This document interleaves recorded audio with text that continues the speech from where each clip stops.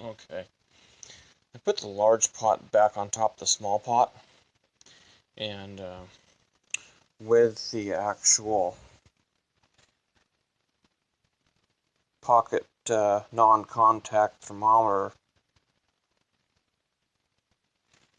hit this the top of the pot,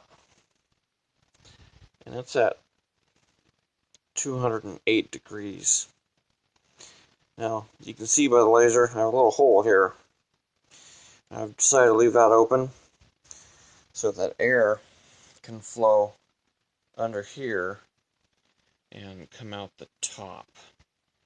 But not as much heat loss as you would think. So yes, there's a pot underneath here, and this big pot's around it.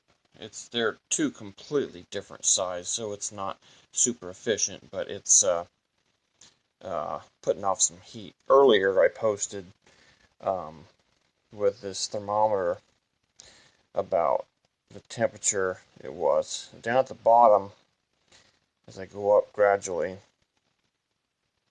you can see the temperature just, take off pretty decent. And I stand up here and get the thermometer in view. It gets closer and closer to, well, there's 200 degrees. I just changed this. So, with that, I also have a anemometer, which is to rate wind speed. I'm not using it for that, but I am using it to determine radiant heat. And I can stand here for, oh gosh, I don't know, however long, and it'll go over to 80. I've had it over 100 degrees before, but the lid was off for a while, so not enough speed for this to, because that's it, moving around in a circle, but anyway.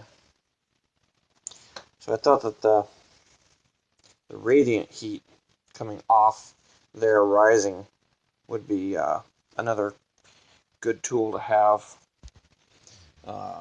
I got that online on eBay, through the section of wind gauges and stuff, but this is a pocket job. This is really small, and it has a lanyard I've disconnected. It also runs off of a battery, if you will. It's got the fan at the top, and then you can see through the hole, there's a thermometer inside there to measure not just wind speed, but wind temperature. So, still in the beginning of this flower pot heater. I used it last night and it worked well. So with this configuration, I'm going to leave it this way, and we'll see what happens. Alright, thanks for viewing. Bye now.